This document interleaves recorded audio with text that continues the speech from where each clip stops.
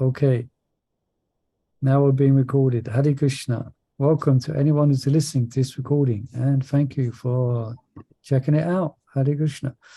Namo Om Vishnu Padaya Krishna Vistaya Bhutale Shrimati Bhakti Vedanta Santi Namane Namaste Saraswati Devi Gauravani Pacharine Nivasisha Shunyavadi Vishtatara Satarine Jai Sri Krishna Chaitanya Prabhu Nityananda Shri Advaita Gadadhar Shiva Sari Gaura Bhaktivinda. Hare Krishna Krishna Krishna Hari Hari Ram Ram Ram Hari. Okay, welcome Anupama, Avakaya, Jambavati, and Gopi's iPhone is here.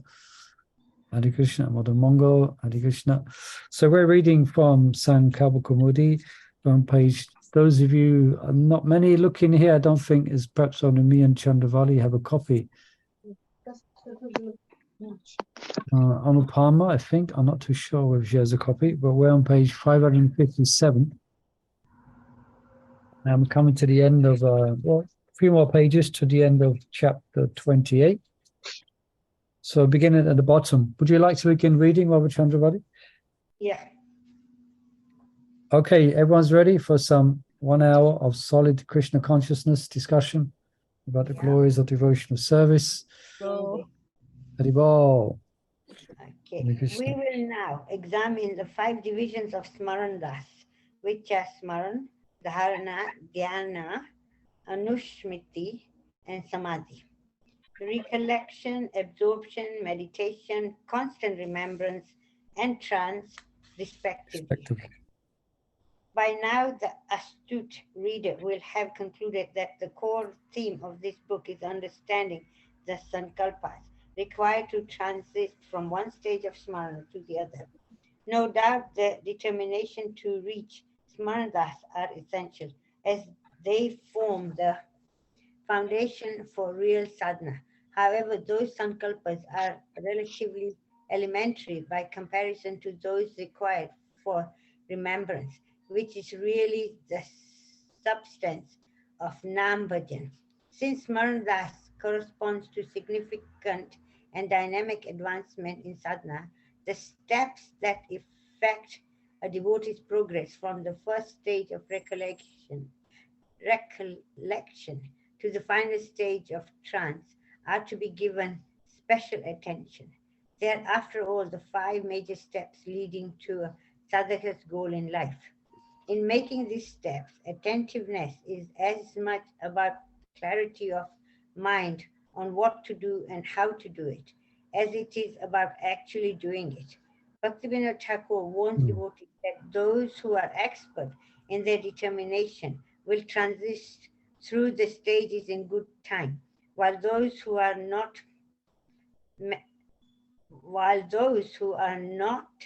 may journey for many lives. The lack of expertise is generally not due to bad karma, but to the lack of suitable guidance.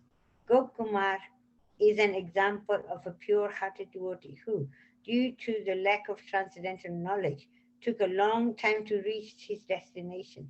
But because he was sincere, he received guidance that would enable him to make one sankalpa after the other. The boy's story reveals that guidance comes to the practitioner from 2 sources, from within himself and from spiritual guides.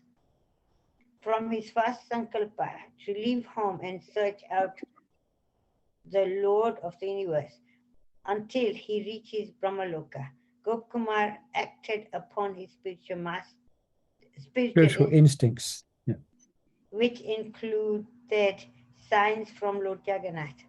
Then, to make the step to the abode of liberation, the boy received the blessing of the Mahapurusha, and after that he received guidance from superiors that corresponded to his ever-increasing levels of realization. In this way, he always knew the next step to make. It is noteworthy to pause briefly and consider Gopkumar's reasoning while he was making sankalpas. His were really easy decisions. The reason is that at whichever stage he was at, the boy had darshan of and service to some form of the Lord. Both these things gave him great pleasure. And so he always doubted whether moving on was the best thing to do. But he was able to actuate forward progress by comparing his existing situation to that depicted by his mantra. When he did, he could understand that he had not attained his destination, and eventually he mustered the spiritual courage to move on. The conclusion is that knowledge of sadhya is essential for a devotee's progress, especially in the realm of goodness, where happiness and satisfaction are dominate, And and thus thus binding. Yeah. binding. This relentless drive to go to the goal is one of the 4 instructions given by Krishna to Brahma. A person who is searching after the supreme absolute truth, the personality of Godhead, must certainly search for it up to this, in all circumstances, in all space and time, and both directly and indirectly. Okay, let's just pause there. I was just reading this actually, this series of verses. This is from the chapter Sloki of the Srimad Bhagavatam. And it's Prabhupada quotes, Krishnadas Kaviraj quotes these verses in the first chapter of the Adi Leela. And so anyone might be a difficult question to ask, but get a sense of what's being explained here, what Mother Chandravali just was reading, those few paragraphs. Can someone perhaps just summarize, or perhaps might be a bit difficult to probably pinpoint exactly what's on my mind hearing these paragraphs. Can we see you, Murli Prabhu? Oh, okay, yeah, thank you. Yeah, you have to always remind me because I don't like. Yes, it's a bit impersonal. Yeah, Hare Krishna. And can everyone else have mute themselves because there is like noise, a lot of noise. Okay, so everyone who's not speaking, you can please press that mute button.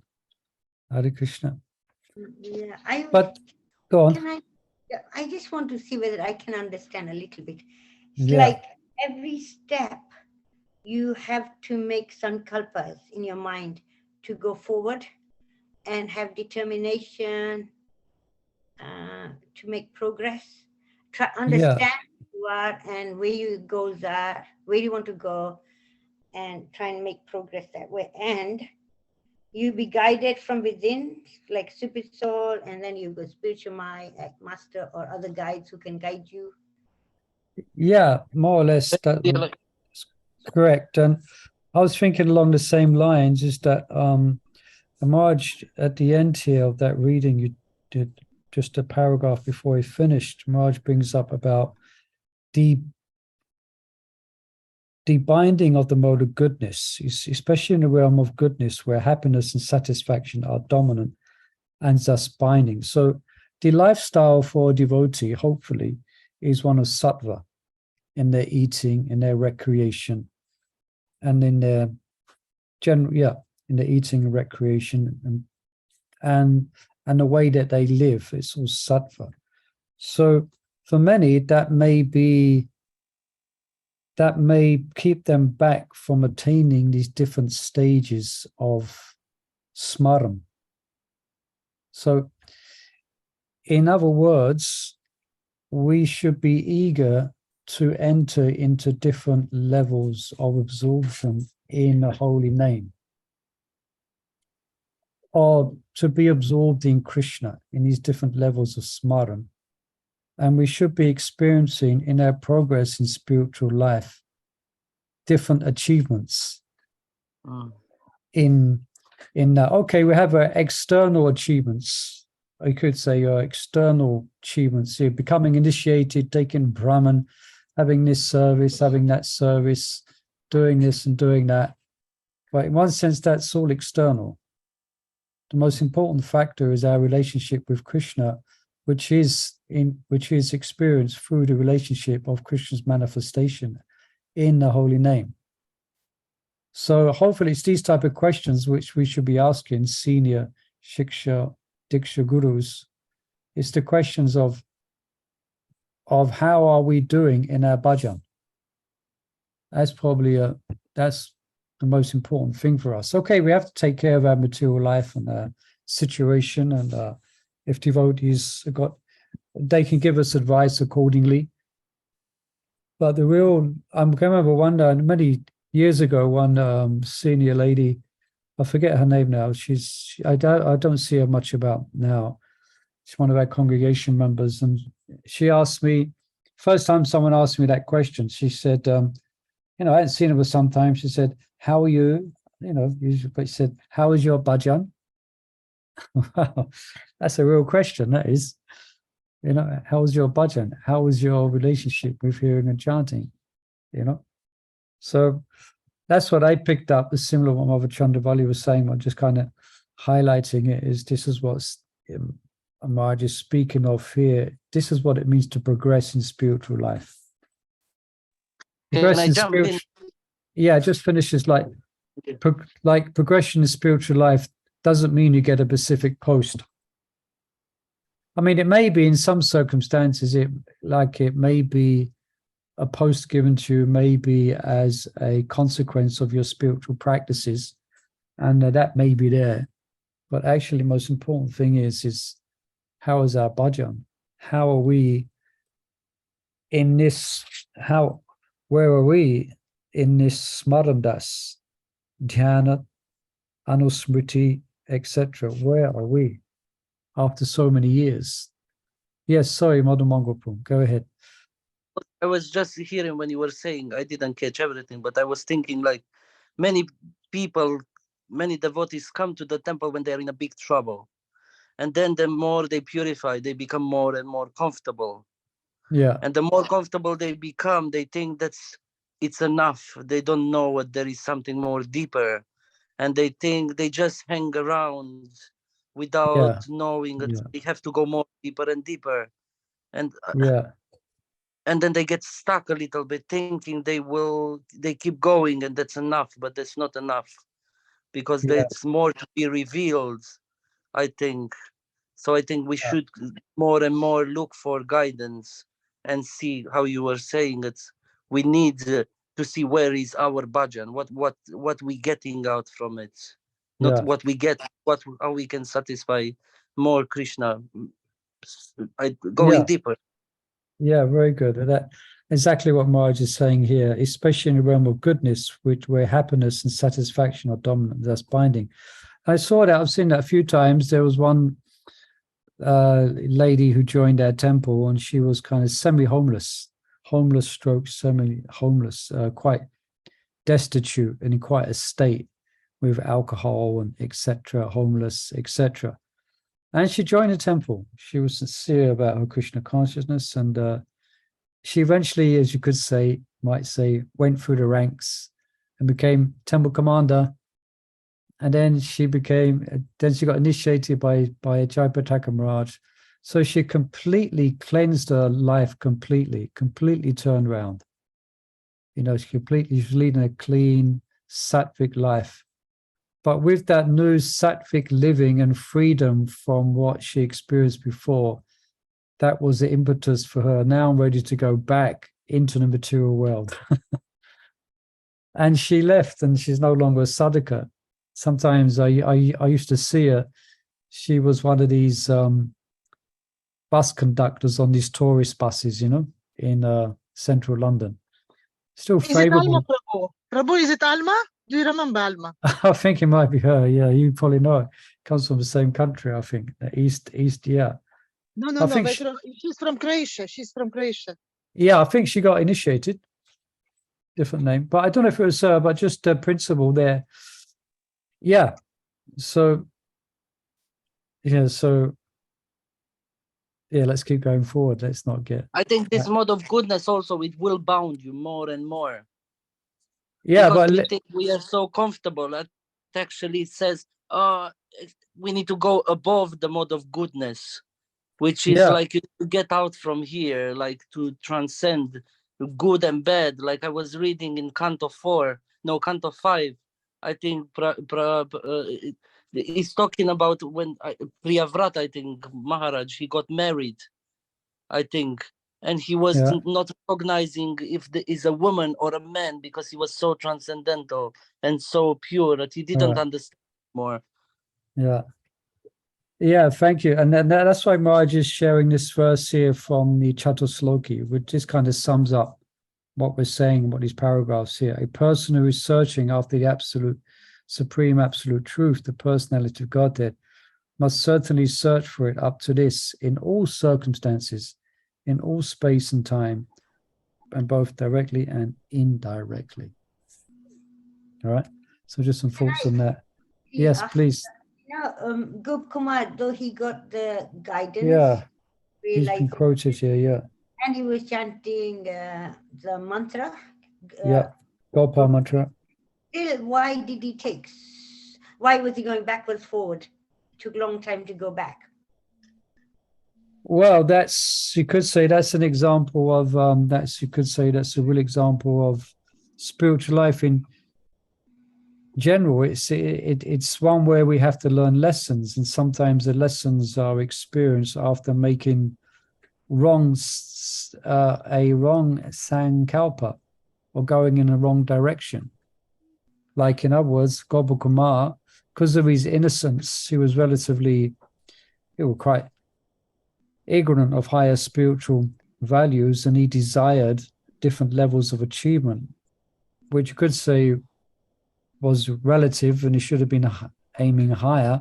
But once he got there, then he felt he needed to go on. So generally, it's like that. Spiritual life is like that. It's not like it goes straight up. Sometimes we go in spaces, sometimes we go in directions which Krishna doesn't want for us, and it may be like that. And so, and then we learn, and then we learn, and from that we gain a little bit more wisdom, and we turn around and get back on the path. So you can be like simple-minded, but you have to be like pure-minded, but you have to be focused on your goal and be very determined. You have to have guidance. Yeah. You have to have guidance. What Maharaj is saying here, you have to be, especially this science of smarana, we have to be guided. Yeah, we have to be, and we have to know the different stages. Yeah, and that's what spiritual master is for. Spiritual master is not for someone solving our material problems. No. All right, let's read a bit more, see what comes out. Anyone else, please welcome. You can ask any questions or comments, please do. Who else is with us who's got the book? I don't think. Oh, no, Pama, do you have the book? I think she does, I think. Yes, I have the book, Prabhu. Yes. You have, yeah. You can read if you like, or 559. Okay, from that paragraph. With the word ekavat. Okay. With the word ekavat, up to this, the Lord encourages all his children to continue on their path until they have reached the kind of love for him that they cover. This puts in clear perspective. Oh, sorry. Go ahead. Yeah. Yes. This puts in clear perspective the first three stages of bhakti. Shravana dasa, to know one's personal destination in devotion. Vanadasa, to firmly commit to that destination.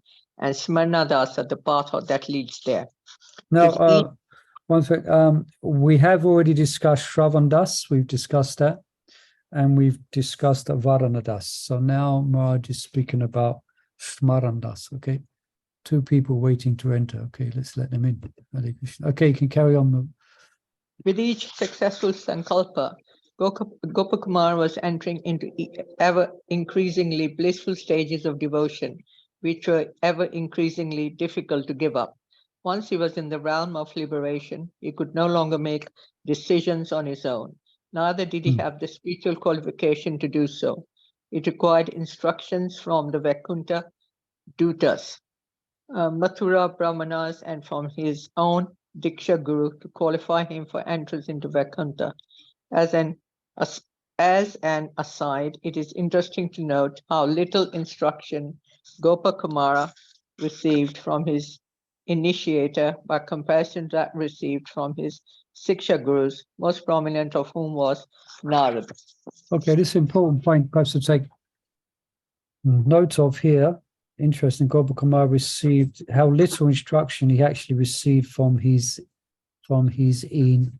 initiator, excuse me, Diksha Guru. So it might be like that. Your instructions on smarana or instructions on Krishna consciousness may come from different sources. One, obviously, a source will be the Diksha Guru, but maybe the Siksha Guru as well. And as you will see here, on the transcendental platform, then one can be inspired by transcendental personalities. And that's what's going to be described here. Yeah. Also, in other words, also for the sincere devotee, Krishna will make sure that we get the necessary guidance to go forward in spiritual life. Yeah. And sorry for interrupting that reading. Just make that point. Carry on. Once in Vaikuntha, from abode to abode, the boy faced a common dilemma, which was the divine conflict between attachment to the deity of his pantra, Madana Gopala, and the form of Krishna he stood before. First Narayan, then Ramchandra, and finally Dvarkadish. Each time, Gopakumar had to be prompted by either Narad, Uddhava, or the Lord to make the Sankalpa appropriate for the next step of his journey. The takeaway from Gopakumar's example is that making the determinations to go from one stage of smarana to the next requires spiritual guidance. Indeed, it appears that the closer a devotee gets to Bhav, the more subtle the sadhana and the more extensive the required counsel. Again, guidance comes from Krishna as the supersoul and as the spiritual masters.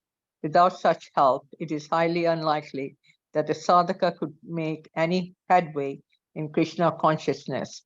A devotee is therefore unlimitedly grateful for Krishna's constant guidance, and that gratitude is a significant aspect of the impetus to serve the Lord. Uddhava expresses his indebtedness in this way.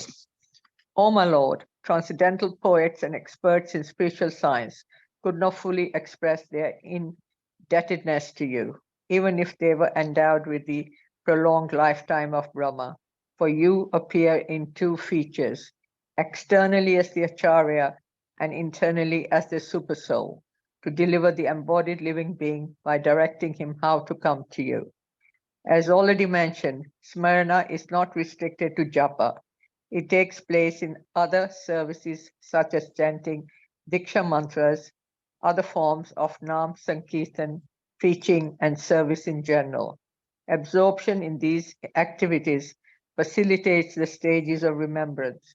In his last day, Srila Prabhupada continued to emphasize the sales of transcendental literatures as a means of benefiting non-devotees with bhakti and benefiting the preacher's smarana. He wrote, the word Krishyasu, meaning by manual labor or by work, is important in this verse. One should engage in practical service to the Lord. In our Krishna consciousness movement, all our activities are concentrated upon distributed Krishna literature. This is very important. One may approach any person and induce him to read Krishna literature so that in the future he also may become a devotee. Such activities are recommended in this verse. Krishyasu yas tava. Yeah. Such activities will always remind the devotees of the Lord's lotus feet. By fully concentrating on distributing books for Krishna, one is fully absorbed in Krishna. This is samadhi. Initially, devotees without greed will find it easier to be absorbed in active service than in silent meditation on mantras. This is because active service engages all their senses, while mantra smarana engages mostly the tongue and ears. Thus, the mind may be more easily absorbed in the former than in the latter. Some authorities say that steadiness is first attained in bodily services, then vocal activities, and finally in mental activities. meaning in smaranam. In any case, once attachment awakens, nam bhajana becomes as easy as other services, which through their purifying effect contribute significantly to such attainment. Okay, let's just pause there for a second. Any comments or questions here? Just one more page for the end of the chapter.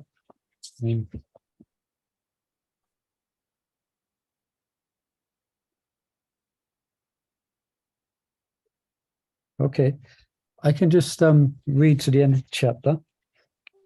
One page here, 561. We will now say something about the correspondence between the substages of smarandas from smaran to samadhi. Okay, so within the stage of smarandas, within this stage, there is substages. And that's what the next chapter is going to be about. The next chapter is described as the 4 stages of smaran. Okay? And from smaran to samadhi. And the stages of bhakti from nishta to ashakti. While a general correlation between the two is evident, arguments can be made for alternate versions to that given below. Moreover, a slight variation arises between comparing smarandas to vaidhi bhakti and comparing it to raganuga bhakti. We have already suggested that nishta is a prerequisite for smaran. While a devotee may try for meditation, unless his mind is reasonably controlled, it will not be effective. Of course, there is no harm in trying, and the effort itself will be purifying. However, until significant steadiness is achieved, remembrance will be flickering. Efforts at remembrance under the tutelage of the holy name purify the heart and reveal the tastes of pure devotion, which in turn facilitate our absorption. Thus, the divisions of ruchi and dharana are in general agreement. This taste has significant depth, meaning that it too has further subdivisions. Chakravarti Thakur gives 2 main divisions, Vastu Vashishta Upekshini and Vastu Vashishta Anupekshani. Taste that is dependent on the excellence of elements and taste that is not. The former is the lower division, while the latter displays qualitative and quantitatively superiority of taste. Absorption followed by meditation, dhyana, becomes increasingly more effective as taste for nam-bhajan matures. The mature stage of sadhana bhakti, a shakti, may be said to correlate with anusmrti, constant remembrance, but in its superlative stage, a shakti most definitely correlates with samadhi, trance. The characteristic of a shakti is natural attraction, the strength of which depends on the practitioner's bhakti.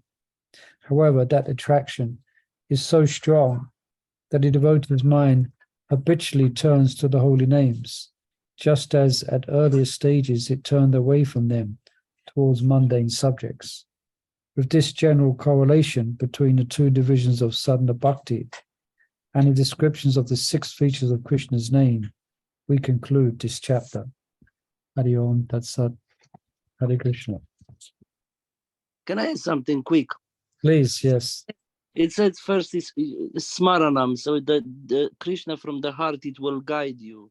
But is gonna make you an idea, how to say, it's gonna give you an idea of how you make an idea in your mind and go in the samadhi, or how to say, it's very difficult to explain it in words. You create an idea and a vision somehow, because you need to meditate on something. It's like you build it up and you go deeper and deeper, and it's like you build you go on an aeroplane and will take you there to the destination.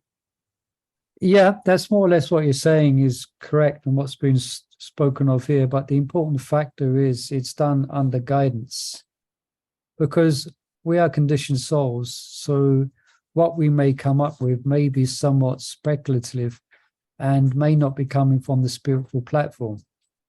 So especially when we're entering into realms of smarana, for instance, we may be, say Maharaj mentioned here, someone, if one is not practicing Nishta Bhakti, then there's no chance really of entering into different levels of smarana.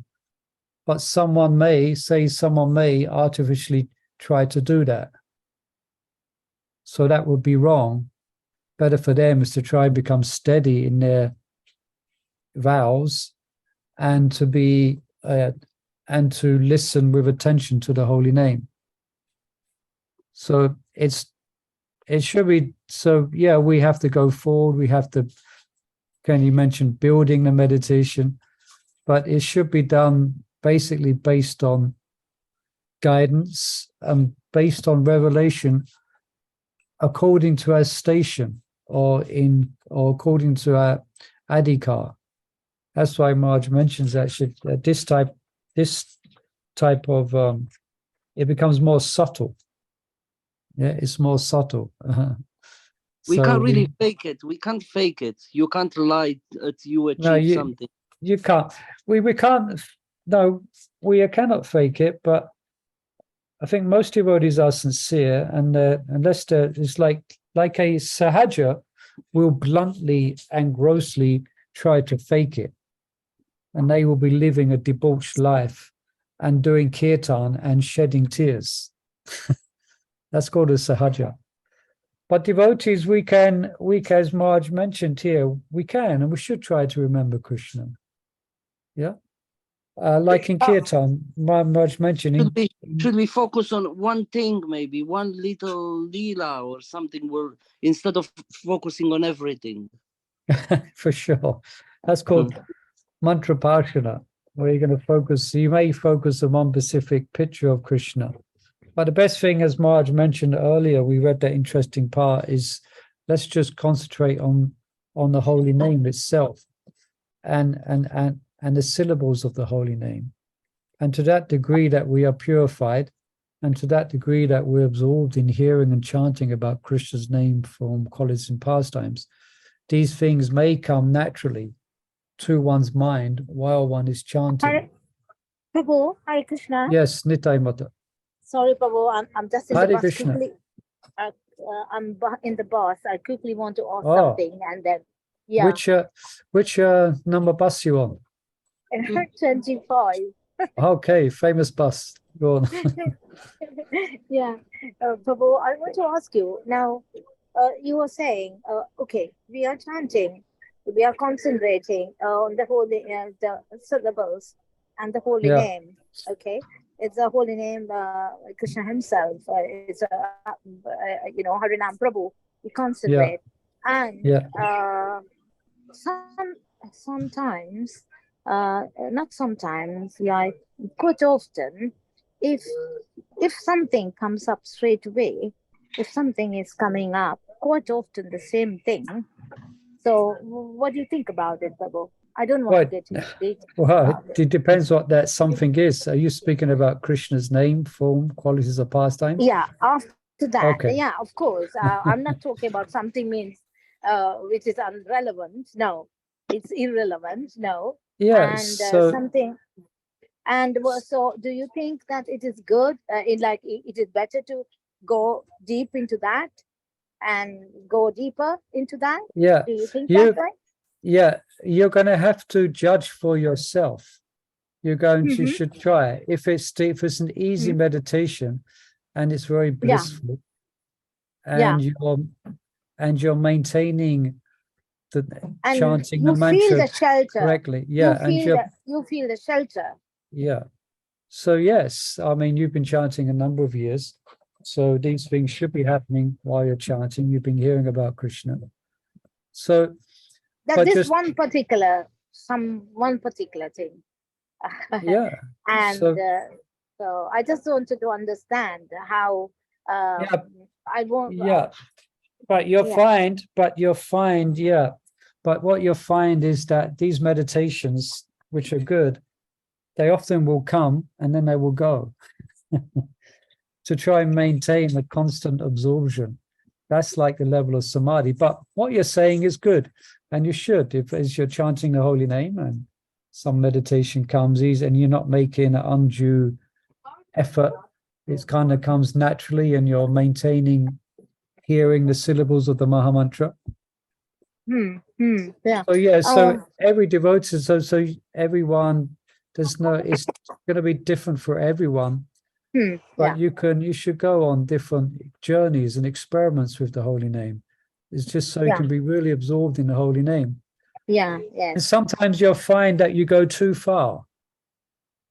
No, I don't want to go. I come back because I come back. I want to always concentrate on the name because that's what I try to do.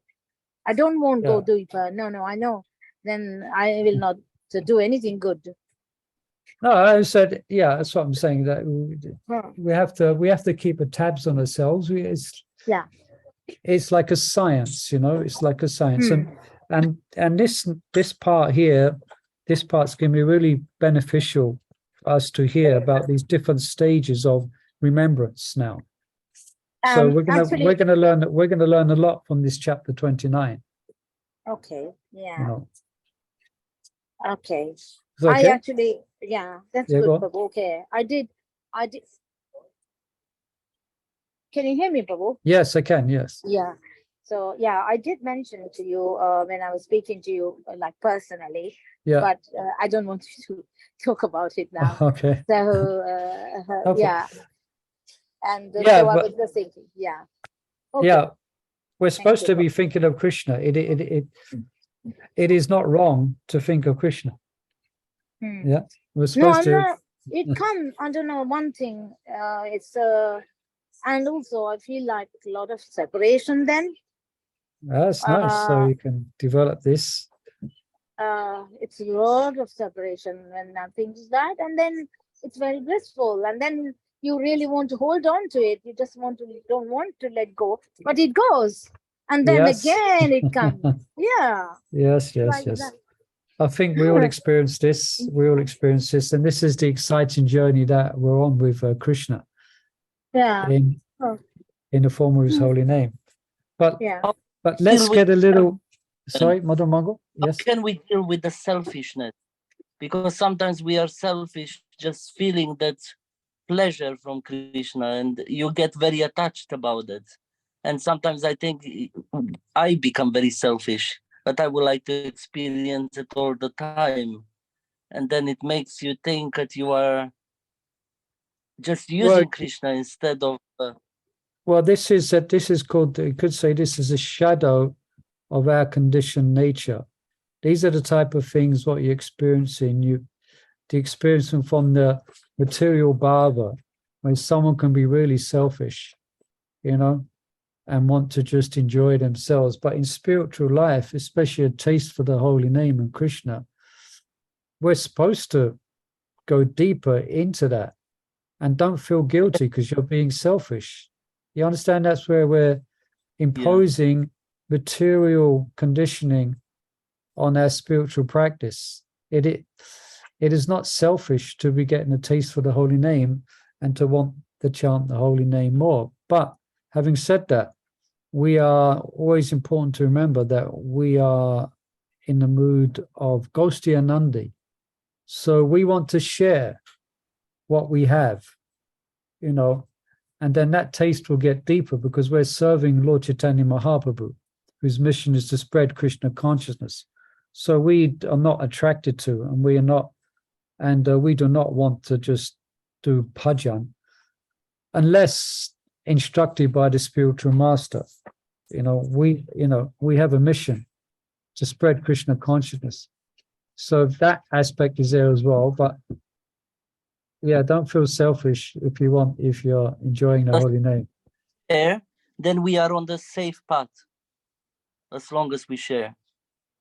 Yeah, well, to whatever degree we can. Some of us might not be in a position where we're not frontline preachers. We're not out distributing books. We may not get a chance to go on Harinam because your family commitments. But we are taking part in the mission of Lord Chaitanya Mahaprabhu which is one of Gosti and Nandi. So just for instance, helping out in the temple, cooking and offering, dressing the deities, that is the activities you are assisting, you are taking part in the mission of Lord Chaitanya Mahaprabhu. So in that sense, it's all preaching, you know. So it's going to be different for different devotees. But it's not as if, what I'm saying is not as if any of us are going to get a one-way ticket to Radha Kund, you know, and shave her hair and wear white or whatever it may be, you know, and do bhajan. No, we want to sustain Lord Chaitanya's Sankirtan movement in whatever way we can. All right. Well, let's get into chapter 29, shall we? Entered, so these different stages. Okay, I can have a read to begin with. We've got 15 minutes, good. So I'll read to 5, 6, 7. Yeah, I'll read a couple of pages. Perhaps stop. So again, this is I've read this many times. I've done a couple of presentations on this on Zoom. What do you call it? Zoom classes, seminars. It's very interesting subject. Okay, in this chapter. Prabhu, Yeah. I just quickly want to ask a quick one. Yes. Now, you said about the bhajan, getting into the bhajans, where Chaitanya. Yes. Is it our conditioning? Some they are attracted to do bhajan, and some they really wanted to go out and real proper Chaitanya Mahaprabhu's movement. So can it be our conditioning also, Prabhu? Some they like that, some they don't like it. Can it be our conditioning there? Sorry, I missed the first part of the question. Sorry, I think. Okay. Try again. Yeah. Okay. Some, the old devotees are not the same as you. Even some, they can go on Harinam, they can go for books. Still, it's our conditioning. We are not. We don't want to do that. We are happy serving in another way. So can it be our conditioning? This is I wanted to understand. Yeah, Is it our conditioning? Yeah. Is that okay, Prabhu? My question. Whatever it may be, we should be absorbed in some type of service. For some, it's good if we should be. For some, it depends. And I experienced that through your spiritual life, you may be attracted to different aspects of Krishna consciousness. And for sure, distributing books, you could say, is like frontline preaching. But some devotees are just not, you could say, dare I say it, they're not cut out for it, and they don't do it every day. They do it occasionally or may not do it much. But they may be absorbed in some other type of service, some other type of seva. Even maintaining the family might be one seva. That's one service to our Lord Chaitanya Mahaprabhu. Yeah, and practically speaking, one cannot go out. But it's always a nice experience for me. I mean, I don't go on books much anymore. I used to go on books more, and I get absorbed in other things. I'm in a different. My service is kind of gone in another direction, and I'm absorbed more in teaching. I'm traveling a bit, things like that. So I don't rarely get an opportunity to go on books, but I still feel that I'm engaged in devotional service. So in answer to your question, Nimai Mata, ISKCON is a big society, and there's many, many different varieties of devotional commitment or devotional service that we can take up, Yeah, okay. Many. And according to our conditioning, according to our mood. Yeah. Of course, if we have instructions from the Guru, then we will want to follow that. But for some, the most important service they're doing is to maintain the family. And that's pleasing to the Lord, because you're maintaining a family, and the family are devotees. So we shouldn't feel guilty because we're not, out there on doing books. Yeah. Okay. Yes, Prabhu. Got it. Okay. Yeah. Thank you. Thank you. Nice query. All right, let's page 565.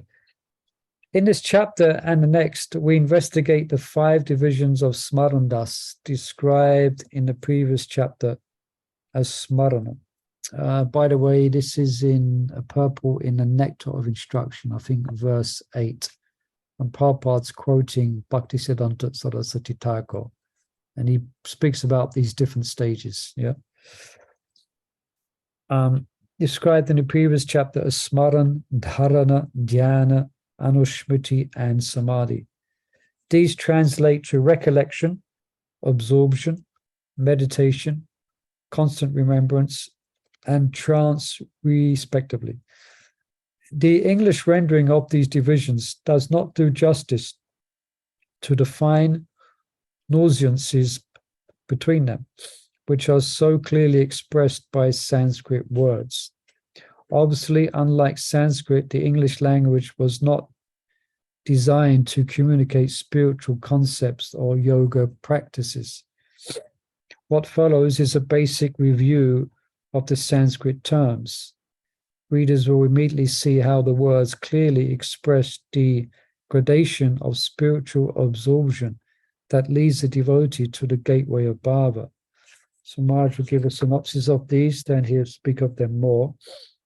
Okay, now he's given the Sanskrit terminology of the meanings of these stages.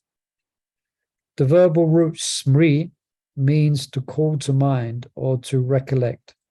The suffix ana forms the noun recollection or remembrance. To call to mind or to recollect indicates that the object of contemplation is not in the mind, but must be summoned back to the mind. Moreover, these terms further communicate a sense of repetition. The object is not recalled just once, but has to be repeatedly recalled or brought to mind. It is very much a beginner's effort, yet it is the effort of pure devotion, a pure devotee firmly, yet it is the effort of a pure devotee firmly situated in Krishna consciousness. So that you might recognize that, to repeatedly call to mind, smaran. The mind goes here, the mind goes there, repeatedly calling it back. From wherever the mind wanders, due to its flickering nature, one must certainly bring it back under control of the self. Yeah. Smaran. The next division of smarandas is dharana. The verbal root 3 means to hold, to support, or to contain. By adding the suffix ana again, a noun is generated, meaning the act of holding. So you're not just, the idea will not just keep on bringing it back. Just like a child, like an unruly child, bring it back, it always wants to play and cause mischief. But this next stage, dharana, is where, anyway, it speaks for itself. The act of holding. These words now give remembrance a more substantial meaning, in that there is a clearly implied sense of permanence, a sense of possessing the object of meditation. Hence, it is called absorption. The reader achieves a fair idea of dharana by thinking of how a sponge absorbs and retains water. All right? The first 2 stages in brief, smaran and dharana. Now the next stage, dhyana. This word comes from the verbal root dhyayi, which means to contemplate, to meditate, or to be thoughtful.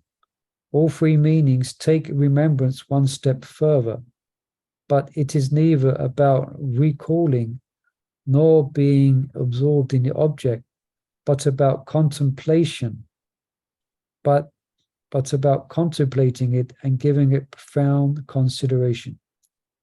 Here we see the mind more actively involved in remembrance, as compared to the more passive involvement earlier. This is real meditation. Okay, so you've called it, to mind. Now you're holding it, and while you're holding that thought in mind, you're going deeper into it. You follow? You're going deeper into what you are holding. That is real meditation. So there's another stage comes after this.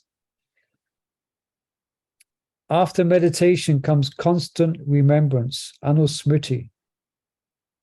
The verbal root is the same smri as in smarana, remembrance. And the prefix anu means methodically. I cannot pronounce this word. How to pronounce this word? Chandra, will you have the book there? Methodically? Methodically. Thank you. Methodically, get it. Or lengthwise. The meaning of anusmrti is methodical remembrance across the entire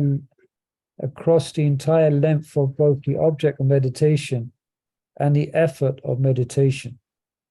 So in other words, when the mind keeps on going, you grab it, you hold it, you meditate, you go deeper into that meditation. When you're deep into that meditation, you can guide that meditation. You have the ability, it's set, and you can kind of swim with it if you want to speak. If you want to speak of it like that. Yeah. Therefore, smarana is the practical application of absorption for a comprehensive, uninterrupted effort. This we shall later see means not an immobile meditation, but a dynamic one in the form of developed meditation on Krishna's pastimes. We spoke about this before, Majid. One is mantra upasana and swadasiki. Swadasiki meditation is meditation of Krishna's unfolding particular pastimes. Yeah.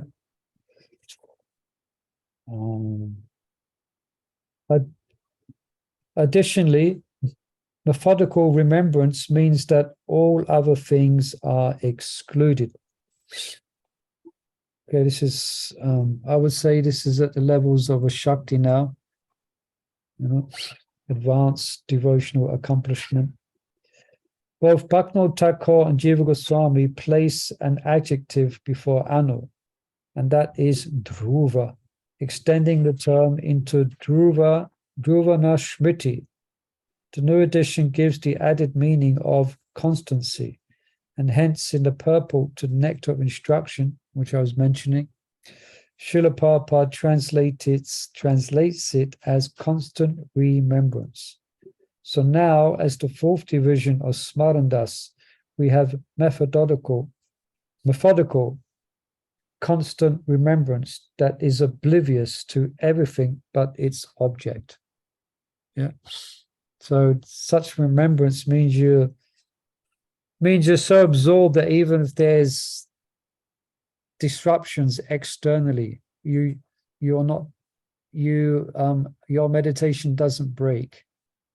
I remember one time we was chanting japa, and we was upstairs in the seminar room. We used to have ladies were downstairs for 1 week and men were upstairs like that. It was many years ago, and we're all chanting japa. And outside there was this classic, usual thing. Outside there was a smash of some glass, and a girl was screaming, and the two boys were fighting. It was a typical scene. And I don't know, I can't remember, but most devotees put their bead bag down and went to look out the window. So obviously they wasn't at this stage of chanting. But someone at this stage of absorption, they probably wouldn't even notice it.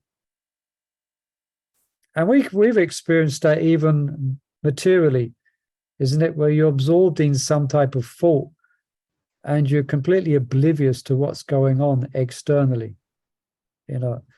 Even you may not, it's amazing, you may be listening to a lecture and your mind goes somewhere and you just don't hear it. You just don't hear it because you're absorbed. You've got into, what's it here?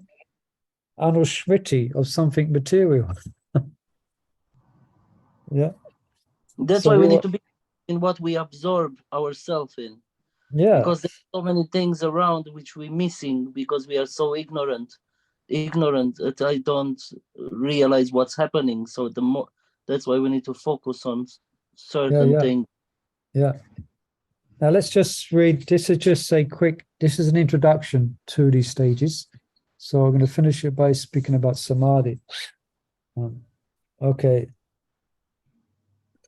So now, as the fourth division of smarana, we have methodical, constant remembrance that is oblivious to everything but its object. The culmination of smarana is, anyone can say what it is? A very famous word. Samadhi. Samadhi, yeah, trance. The noun is based on the verb dha, which means to place. Two prefixes are connected. The first being some, as in together or fully, and the second as in toward. The sum of the two stands for joining together. Thus, in context with the first four divisions of smarana, samadhi can be understood in two ways. Joining all aspects of the object together, thereby bringing remembrance of it to a conclusion, or joining all aspects of smarana together to bring it to its conclusion. In essence, the two are the same. Someone needs to mute out there, please. Okay, I've got to find out. I've got to go muting here. Mute. It was near my mother. I just muted her. Hare Krishna. In essence, the two are the same. Srila Prabhupada gives a very simple meaning to samadhi, calling it fixed mind.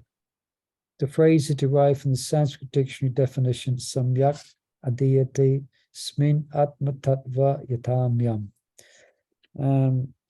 Just finish it. When the mind is fixed for understanding the self, it is said to be in samadhi. Okay, perhaps we'll pause there, 7 o'clock. So something to think about there.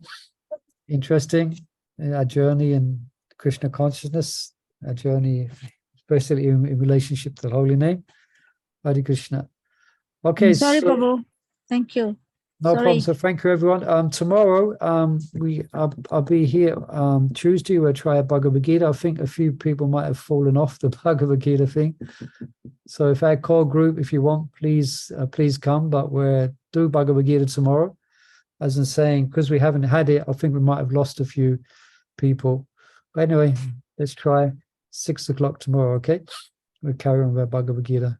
Excuse me, Thank you, Prabhu, will we have a new link? Yes. Yeah, question there. Navagaya, was that? Will we have a new link? Because people keep asking me, do we have Bhagavad Gita reading? Yeah, I'm going to look at that now. I'm going to look at going to create a new link or see if I can extend the other one so you don't have to use a new link. Wonderful. Okay, thank you so I should much. look into that. Okay, thank you, everyone. Gauda Prema, and I wish you a happy japa tomorrow. Hare Krishna. Hare Krishna. Hare Bol. Hare Bol. Hare Krishna. Thank you so much. Hare Krishna. Thank Bol you. Prabhu ki jai. Everyone, Prabhu ki jai. Hare Krishna. Hare Krishna. Hare Bol. Hare Krishna. Hare Bol. Hare Bol.